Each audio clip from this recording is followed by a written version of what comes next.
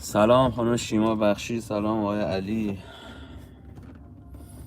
خوبین؟ مان جان سلام عزیز، قربونتون خوبین؟ چه خبر؟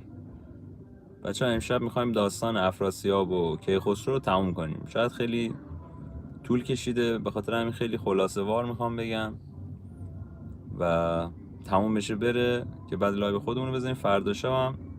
فردا شبم یه داستان دیگه ای تعریف میکنیم و همجوری میریم جلو. امیدوارم که این شاهنامه بهتون کیف بده. آقا فرید انصاری خیلی مخلصیم، چاکرم، ارادتمند شما. فقط علی جان یه دونه می نویسی که عین دیشب هدف دونیت جمع‌آوری پول برای خانواده نیازمند. چاکرم آقا فرید، مخلصتم. اومدم شمال. خانم بخشی خب میتونی تشریف بیارید رشت، من در خدمتتون هستم. یه چایی میتونیم در خدمتتون باشیم.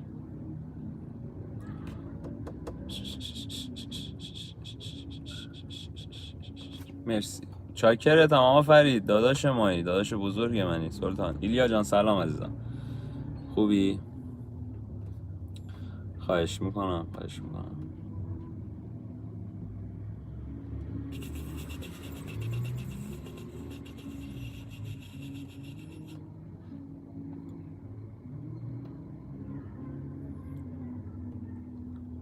الان ادمینا اگه بخوان لایک کنن باید تعداد لایکمون بیشتر از این حرفا باشه، ولی حالا اب نداره.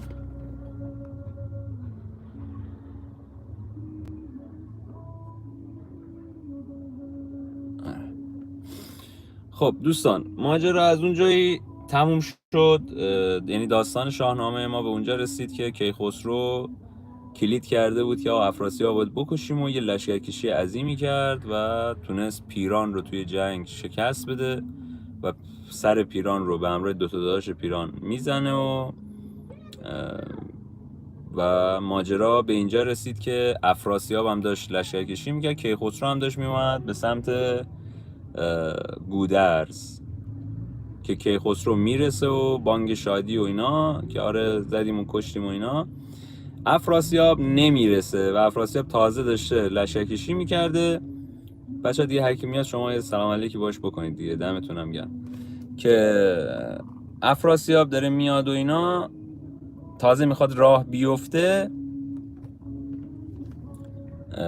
بهش خبر میرسه که آره پیرانو کشتن و جنگو ما باختیم. ایرانیان هم الان معلوم نیست به حمله کنن یا نه. که از اون ور رستم و بقیه پهلوان ها به خصوص رستم قصد اینو داشتن که حمله کنن. گفتن بریم و که خسرو هم گفت بریم و اینو تموم کنیم دیگه، بریم تو دل توران. که اینا از رود جیهون، یعنی قبل رود جیهونن و افراسیاب هم وقتی این خبر رو میشنوه به شدت عصبانی میشه و تصمیم به لشکرکشی میکنه. حالا یه سری حاکم کوچیک داشته، همه رو فرا میخونه. از اونور به چین و ماچین هم پیغام میده که آقا تو هم بیا، لشکرتو بیار، یا همون خاقان میگه تو بیا و اینا که ما یه لشکرکشی عظیم بکنیم، من میخوام ایرانیان شکست بدم. اینا میان تا رود جیهون. رود جیهون رو که رد میکنن خبر به گوش کیخسرو میرسه و کیخسرو میگه که آقا اینجوریه، پس ما هم باید حمله کنیم. اینا هم حمله میکنن. اینا توی یه دشتی به همدیگه میرسن. به همدیگه که میرسن شروع میکنن به یه جنگ چند روزه. میبینن هیچ اتفاقی نمیفته، یعنی کسی پیروز نمیشه. یه عقب نشینی یه روزه میکنن. توی این عقب نشینی یه روزه افراسیاب تصمیم میگیره که براش یه نامه‌ای بفرسته برای کیخسرو. و حالا اون نامه چیه؟ به پسر شیده که یکی از پسرای افراسیاب بوده و حالا یه جورای دیگه یه پسر دیگه هم داشته اسمش نیست، ولی شیده مهم‌تره بچه. این شیده میاد به پدرش میگه آقا چیکار کنیم و اینا. میگه بیا این نامه بهت میزنم، این نامه پیغام منو ببر بده و نتیجهش رو بهم بگو. حالا اسفندیار، افراسیاب ما اونجا دیده بودیم که آقا همیشه یک چی میگن، یه هیله‌ای، یه کلکی، یه چیزی سوار میکرده. هم پیران هم افراسیاب خیلی با سیاست سعی میکردن برن جلو، یعنی یه جوری با پنبه سر میبریدن. افراسیاب توی نامش خطاب به کیخسرو می‌نویسی که من سیاوش رو کشتم، حتما یه کاری کرده بود من کشتمش، کار بدی نکردم. اینجا رو نگاه کنید، بعد به جلوتر میرسیم به این نامه ها. میخوام اینو شما در جریان باشیم. یا اون کاری کرده بود من کشتمش، تو هم دیگه زدی پیران رو کشتی. تو اگه میگی آقا میخوای انتقامش رو بگیری، پیرانش رو کشتی، پیران که مقصر نبود، پس تو هم یه جایی خطا داری. پس بیا بیخیال این قضیه شیم. تو کشورگشایی میخوای بکنی، باشه، اون کشور، اون شهرهایی که میخوای و من بهت میدم، یه سری بهت شیده و با اون کی پسرم هم بهت گروگان میدم، تو دیگه بیخیال شدی آقا. این دیگه حسن نیت من بهت دیگه. یوسف جان سلام. حسن نیت من بهت اینه دیگه آقا. تو بچهای جای سلام. ادمینا اگه کسی میاد سلام بگید، دمتون گرم. آره میگه که آقا این شیده و این کی پسرم هم تقدیم به تو میکنم گروگان، بیخیال جنگ شیم. اگه نه میخوای بجنگی، باشه، من باهات رو در رو میشم. دوباره همون جریان پیران. آقا کیخسرو تو بیا با من مبارزه کن، اگه تو منو شکست دادی لشکر تورانیانو نکش ولی پادشاهی کن، اگه من تو رو کشتم منم به لشکرت کاری ندارم، به ایران پادشاهی میکنم. یا اگه نه بازم فکر میکنی که آقا در مقابل من شانسی نداری، با شیده پسرم مبارزه کن، اونم همین جریان. اگه شیده تو رو کشت دیگه حالا بیخیال میشن، شما بری پی کارت و ما میریم پی کارمون. اون اگه من شیده رو کشت ما میریم پی کارمون. اینجوری هم تو یه خونی ریختی و هم فلان و اینا. به شیده برمیگرد میگه آقا اینو بر بده. آخر سرم میگه اگرم فکر میکنی خیلی گنده ای، یه 2-3 روز دیگه یه جنگ یه جنگ کلی با هم دیگه میکنیم، باد آباد. این خونایی هم که ریخته میشه همش هم مقصر تویی، من اصلا هیچ چیزو گردن نمیگیرم، تو داری این کارو میکنی. اینا یه جورایی میخواست توپو بندازه تو زمین کیخسرو. از اونور شیده به همراه چند تا از سربازا، مثلا یه گروهان کوچیک، میره به سمت لشکر ایرانیان. اینجا به طور اتفاقی یه نبردی بین شیده و سربازای ایران رخ میده. اونا فکر میکنن اینا حمله کردن دیگه.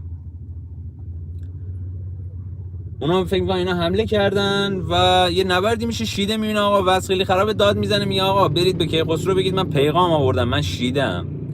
اون خودش منو میشناسه. که اینا پیغام میبرن که آقا کیخسرو یه نفر اومده به اسم شیده، میگه پیغامی بردارم. حالا شیده میشه دایی کیخسرو. کیخسرو میگه بابا اینو کاهش نشوش، این دایی منه، بگید بیاد اینا، این داستانا، اینم پسر همونه دیگه، بگید بیاد. خلاصه شیده میره پیش کیخسرو، همین داستان نامه رو بهش میده و کیخسرو با پهلواناش داره صحبت میکنه و این داستانو میگه چیکار کنیم چیکار نکنیم. که پهلوانا اونجا یه جوری انگار که آقا راضی هم به این قضیه که آقا بیا صلح کنیم دیگه، اونا صلح میخوان دیگه، بیا صلح کنیم. که رستم اونجا بلند میشه میگه آقا نه اینجا صلح اینا نداریم، ما اومدیم بجنگیم و اینا. که گودرز میاد به کیخسرو میگه آقا کیخسرو تو پادشاه مایی، تو میخوای بری با پسر پادشاه مبارزه کنی، هیچ اتفاق خاصی نمیفته، مطمئن باش اگه اونم بکشی بازم افراسیاب دست داره گولت میزنه. یا اگه اون تو رو بکشه دیگه ما از خاندان شما کسی نیست از نطفه سیاوش، ما به چنگ میریم، پادشاهمون به چنگ میره، همه ایران زیر سوال میره. که کیخسرو میگه نه آقا من میخوام با شیده مبارزه کنم و برید به شیده بگید که آقا من مبارزهشو قبول میکنم، فردا نه پس فردا مثلا 2 روز بعد همدیگه رو به جنگ، حالا میریم به جنگ همدیگه.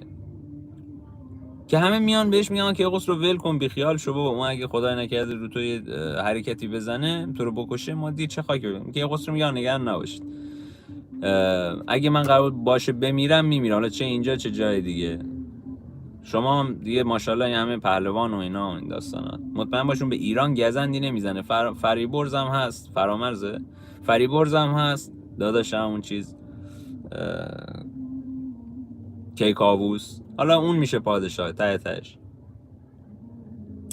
خلاصه اینا به شیده پیغام میرسونن که آره کیخسرو میخواد مبارزه رو قبول کرده و آماده باش، برو خودتو آماده کن فردا بیا تو میدان جنگ. که شیده داره برمیگرده، افراسیاب فرداییش که میخواد شیده بره مبارزه و میگه که آقا داستان قبول کرده، افراسیاب یاد یه خوابی میفته.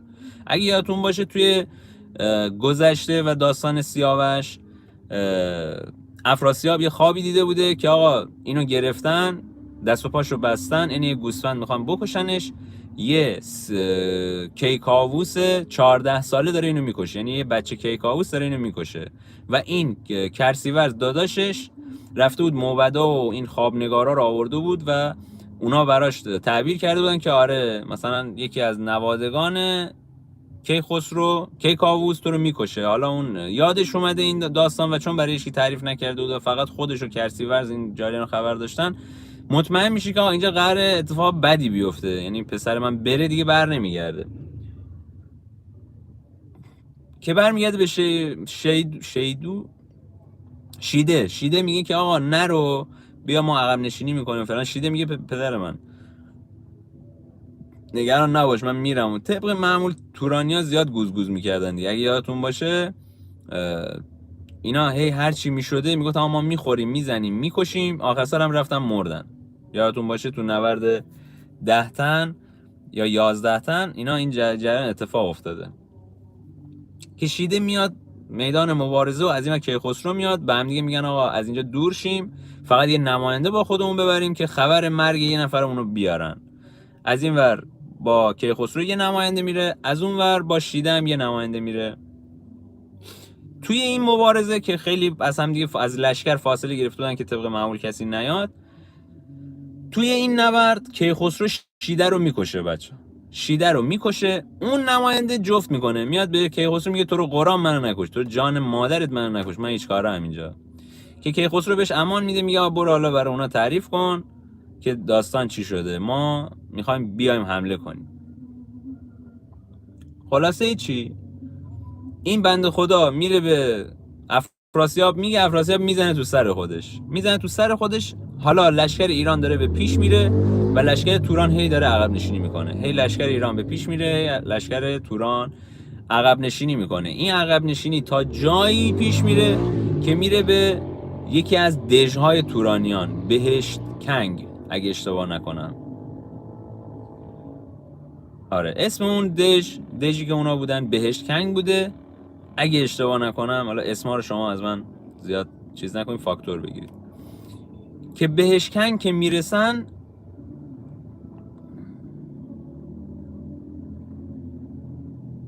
بچه ها خواهش میکنم اینجا دیگه بحث نکنید. چه بحثیه؟ بحث نکنید لطفا.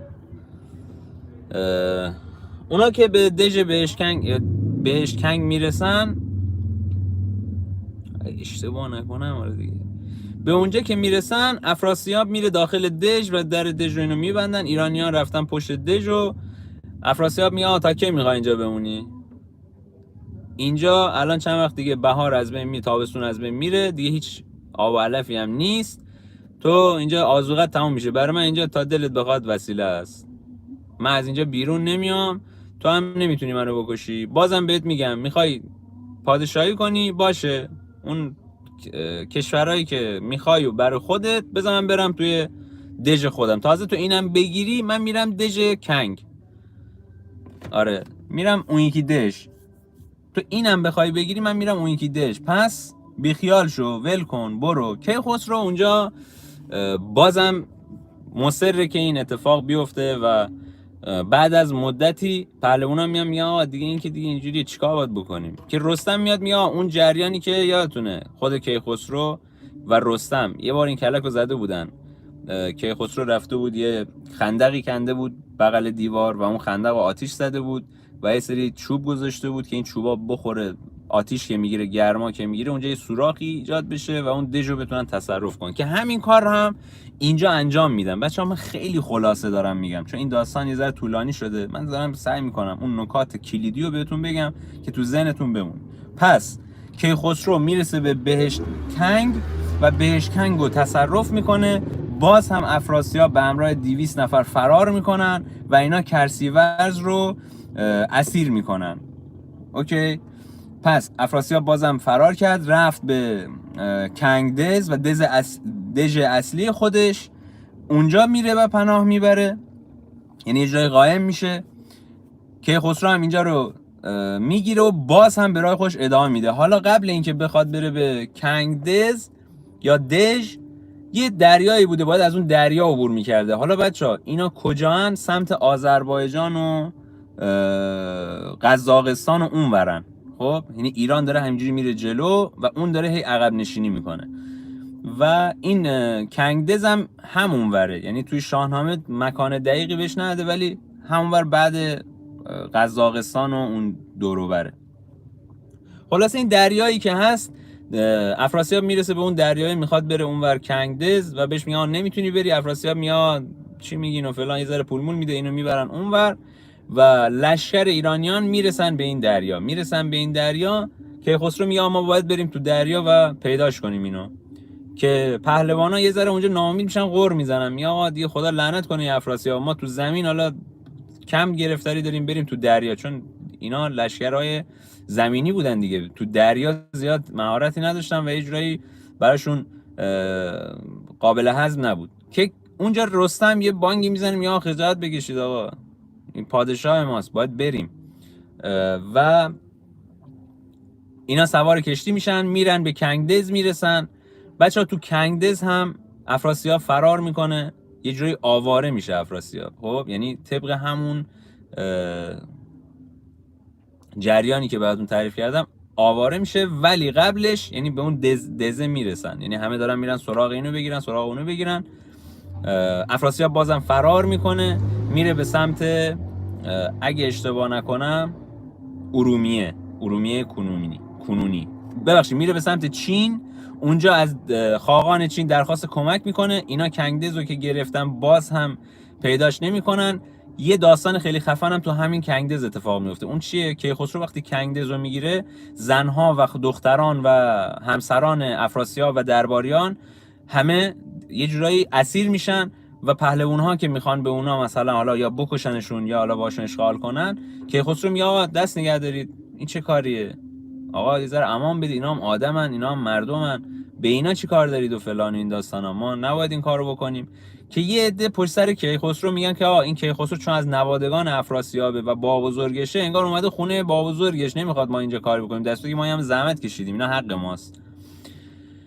که کیخسرو دستور میده آقا زنا رو بیارن توی مثلا حیات، همه رو جمع کنن که زنا میان و عجز و ناله و التماس و گریه، که پهلوانا هم خودشون دلشون میسوزه. این کار کیخسرو از ان بوده که آقا بفهمونه به اینا آقا من اصلا هیچ ربطی به اینا ندارم، من اومدم خونه پدرم، خونخواهی پدرم، پس رحمی ندارم. ولی این زن و بچه مردم هیچ گناهی ندارن، این چه رسمی حالا بزنیم زن و بچه رو بکشیم و یا حالا بهشون تعرض کنیم و اینا.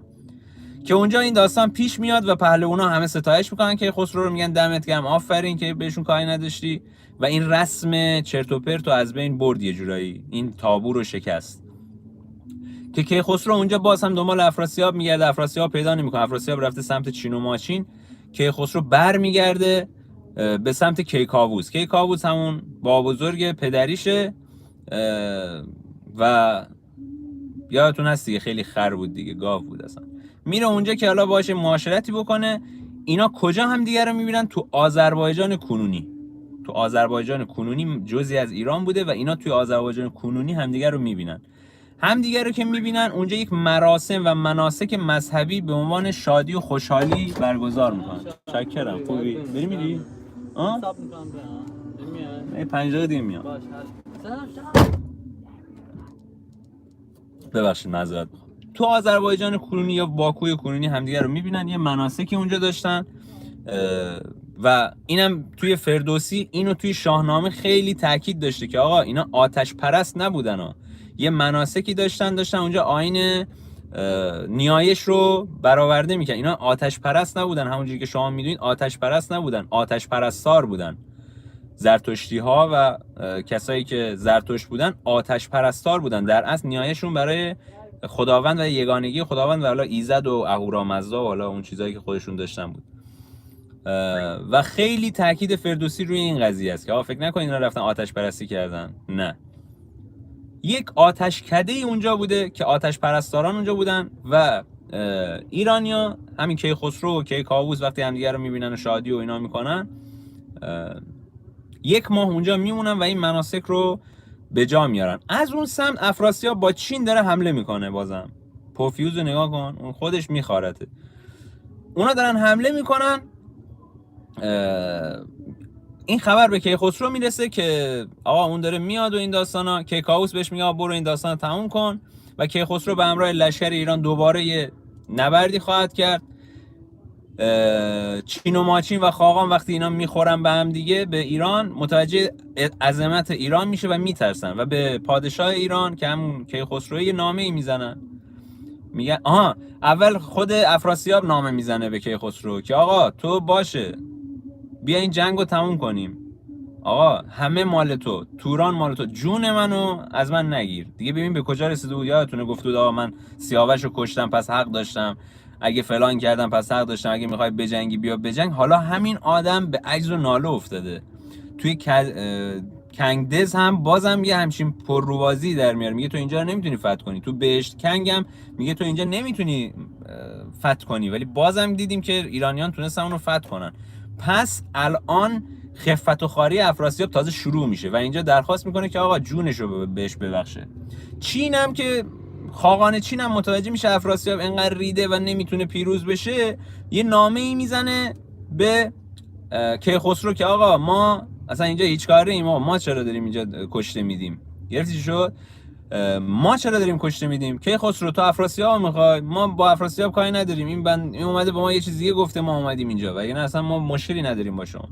که کیخسرو برمیگرده در جواب میگه نکنه شما الان اینجا برای من کادو و هدیه و اینا فرستادین، بعد از اون ور افراسیابو قایم کردین. من بفهمم خشتک مشتکتون رو پاره میکنم، میام چینو به توبره میبرم. که اونا واقعا داشتن همین کارو میکردن. به افراسیاب میگن افراسیاب فرار کن، ما اینجا دیگه پشتوانه‌ای نداری، به اسم ما دیگه پشتوانه‌ای نداری، پشتوانه‌ای نداری. خلاص افراسیاب فرار میکنه، فراری میشه افراسیاب که کل این خطه چین و ماچین و توران و ایران در حال فرار بوده که کیخسرو باز هم دنبالش میره. افراسیاب میاد ارومیه کنونی، نزدیک ارومیه کنونی، توی یک غاری، توی یک کوه داشته اونجا زندگی میکرده. یه جورایی کارتون خواب شده بوده دیگه بچه. کیخسرو هم همه جا دنبالش بوده، نتونسته پیدا کنه. حالا اینجا داستان قشنگه. خیلی خلاصه کردم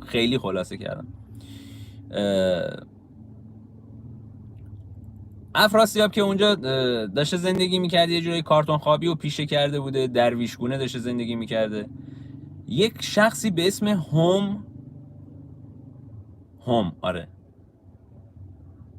هم داشته از اون کوه رد می شده. حالا یا موبد بوده، از این کسایی بوده که دعا میکنن و اینا، یا حالا هرچی بوده، صدای اینو میشنوه. افراسیاب تو خواب مثل اینکه از ترس داشته داد و بیداد میکرده، با خودش حرف میزده. این هم صداشو میشنوه. هم اینو میشنوه و میره و میبینه افراسیاب و افراسیاب دستگیر میکنه، با یه کمندی دستشو میبنده. و افراسیاب وقتی بیدار میشه میگه من چیکار داری؟ من این آدمم اینجا دارم زندگی میکنم دیگه، تو من چیکار داری این داستانا؟ که هم برمیگرده میگه تو دیگه خفه شو دیگه بابا، دیگه تو چقدر آدم کثافت و آشغالی هستی، کل دنیا میدونن تو کی، همه دنبالتن، تو حالا تازه میگه من نیستم، من فلانم، تو رو میبرم پیش کیخسرو اون پدرتو در بیاره. که اونجا افراسیاب یه لحظه غفلت هم میتونه فرار میکنه. کجا فرار میکنه؟ تو دریاچه ارومیه. میره داخل دریاچه ارومیه قایم میشه. که هم میاد به کیخسرو میگه که بیاین آقا، بیاین من اینو پیدا کردم. این کجاست؟ توی دریاچه ارومیه است. کیخسرو میگه که این رفته دریاچه ارومیه چیکار؟ مگه میتونه بره اونجا فلان و این داستانا؟ که این میگه رفته اونجا دیگه، حالا ما هم نمیتونیم الان پیداش کنیم تو دریاچه ارومیه، فقط یه راه داریم، کرسیورز که داداششو بیاریم شکنجه بدیم، این داد و بیداد داداشه رو بشنوه بیاد بیرون. که اینا میرن کرسیورز رو برمیدارن میرن سمت دریاچه ارومیه، کرسیورز رو شکنجه میدن. کرسیورز شروع میکنه به داد و بیداد که داداش کجایی، دارن خشتک بشتک منو پاره میکنن. افراسیاب دیگه اونجا فهمیده بود که داستانش تموم شده دیگه، قراره که داستان تموم بشه. افراسیاب از دریاچه ارومیه میاد بیرون و با یه خفت و خاری میاد میاد دیگه ول کنید دیگه منو، دیگه رسوا نکنید منو دیگه، بیخیال شید دیگه، میخوایم جونمو بگیری بیا بگیر دیگه، این همه منو تیکه پاره کردی. که کیخسرو اونجا گردن افراسیابو میزنه و اون خوابش هم تعبیر میشه که نوادگان خودش داره گردن خودشو میزنه. کیخسرو از مادری به افراسیاب، از پدری به کیکاووس بوده شجرش. افراسیابو میکشه، کرسیورز رو میکشه و خونخواهی سیاوش اینجا تموم میشه. 2 تا نکته هست بچه. بعد اینکه افراسیابو میکشه، کیخسرو از پادشاهی زده میشه و از پهلواناش خداحافظی، یه جورای خداحافظی میکنه و ناپدید میشه. خب یعنی کیخسرو میگه من دیگه میخوام برم زندگی مثلا درویشگونه داشته باشم، مثال یه همچین چیز، و میره، ناپدید میشه کیخسرو. داستان خونخواهی سیاوش بالاخره تموم میشه با مرگ افراسیاب، که بالاخره ما بعد این همه مدت فکر کنم 50-60 بخش از ما الان 70 بخش از شاهنامه رو ما تعریف کردیم تقریبا، به جز ضحاک که حالا قبلا صحبت کردیم. بالاخره افراسیاب نابود میشه و میمیره و کیخسرو انتقام پدرش رو میگیره. فقط یه نکته‌ای هست راجع به اون شخصی که بود، هم بهتون گفتم. هم توی شاهنامه خیلی گنگه که یه نفری به اسم هم میاد افراسیاب رو دستگیر میکنه و اطلاعات افراسیاب رو به کیخسرو میده. خب من مخاطب باید بدونم هم کیه دیگه. حالا یه نظریه هست که توی اوستا یک گیاهی هست به اسم همام یا همان یه هم چیزی، همان یه هم چیزی یا همی یه هم چیزی که داروی روانگردانه، یعنی گیاه که اگه بخوری روانگردانه و برای مناسک مذهبی استفاده میکردن. یعنی مثلا اینو حل میکردن، میخوردن و میرفتن تو خلسه و نیایش خودشونو میکردن. خب بعد آره که به مرور زمان این گیاه وقتی از بین میره اسمش فقط میمونه و یه جاهایی توی اوستا هم به عنوان گیاه ازش یاد میشه، هم به عنوان یک آدم پاک و منزه.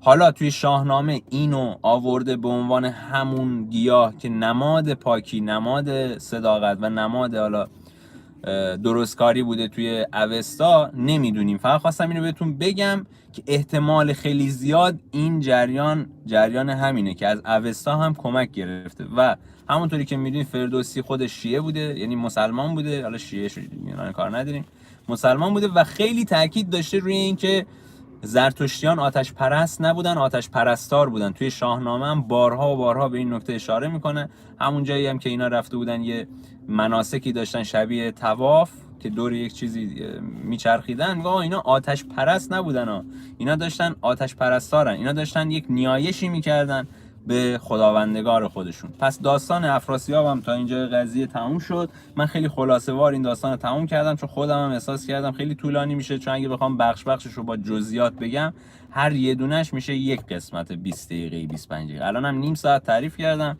امیدوارم که بهتون خوش گذشته باشه. من فعلا لایو رو قطع میکنم. خب میریم یه گوشی رو شارژ بزنم، یه استراحتی خودم بکنم، بعد بیام لایو خودمون رو داشته باشیم که کلی کار دارم باهاتون. اگه باشید ممنونتون میشم. قراره با هم دیگه یه سری صحبت‌ها بکنیم که یه جورایی ازتون یه مشورت بگیرم. راستی ویدیو جدیدم هم گذاشتم، اگه دوست داشتید ببینید نظرتون رو برام بنویسید، حتما هم لایک کنید. خیلی مخلصیم از ادمینای عزیزم، همتون دمتون گرم، زحمت میکشید، بدون چشم داشت دارید برام فعالیت میکنید. دمتون گرم، دوستتون دارم، همیشه تو یاد من هستید. از اینا فعلا خداحافظ.